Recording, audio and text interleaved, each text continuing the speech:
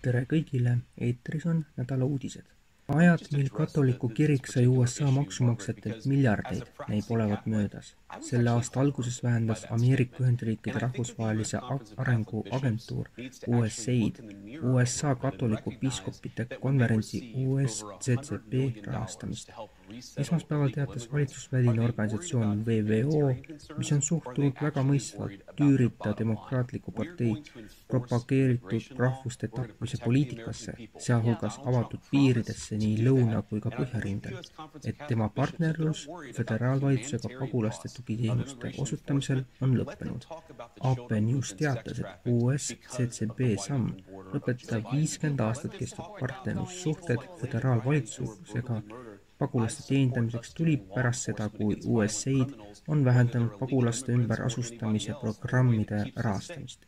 Riikliku jõupingutusena ei suuda me lihtsalt oma tööd praegusel tasemel ega praegusel kujul jätkata, ütles USCCB president peapiiskop Timothy Broglio ja lisas.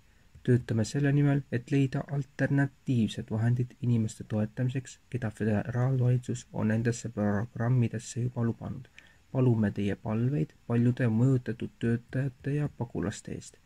USCCB ei kavatse taaselustada olemasolevaid föderaalvalitsuse lepinguid pagulaste ümberasustamise programmide kohta. Kuna suur osa maailmast ja Ameerika avalikkusest keskendusid eranditult tariifimaaniale, avalikustasid president Trump ja kaitseminister Pete Hegseth esmaspäeval tohutuid uudiseid, mis oleks tavaliselt avaldanud pealkirjades suuremat mõju.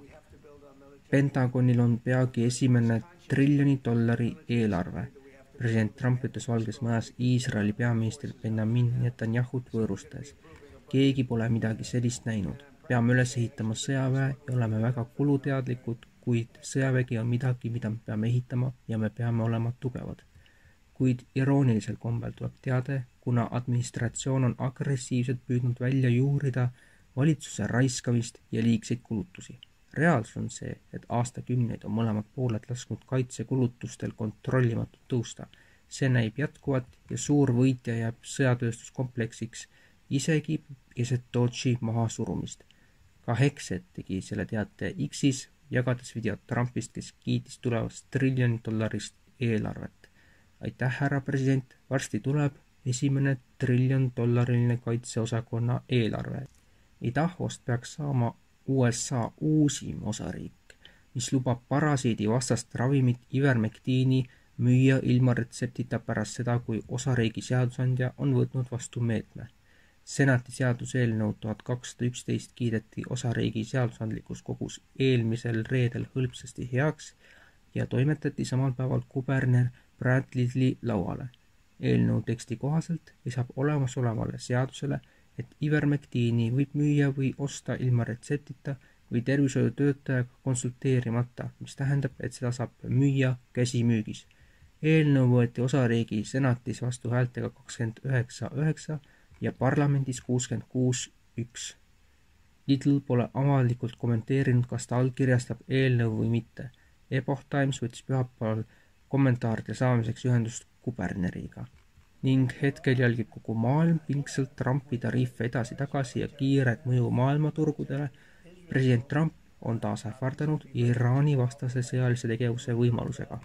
Kui see nõuab sõjaväge, on meil sõjavägi, ütles Trump ajakirjanikele ovaalkabinetis vastates küsimusele, kas USA ründab, kui iraanlastega tuumalepet ei saavutata. See on tekitanud ka ebamugavaid küsimusi Iisraeli ülemäärase mõju kohta Ameerika välispoliitikale. Tuletame meelde, et Iisraeli peaminister Benjamin Netanyahu tunnistas 2002. aasta septembris kongressi ees, et Saddam Husseini töös tuumarelvade ja muude masshävitusrelvade kallal pole kahtlustki. See tõstatab ilmselge küsimuse, kas keegi peaks teda praegu Iraani ja selle tuumaprogrammi küsimuses kuulama. Trump käsitles seda lisades oma ovaali kommentaaridele. Iisrael on ilmselgelt selles väga palju kaasatud. Temast saab selle juht, kuid keegi ei juhi meid. Me teeme seda, mida tahame. Sellised on meie uudised. Kohtume nädala pärast.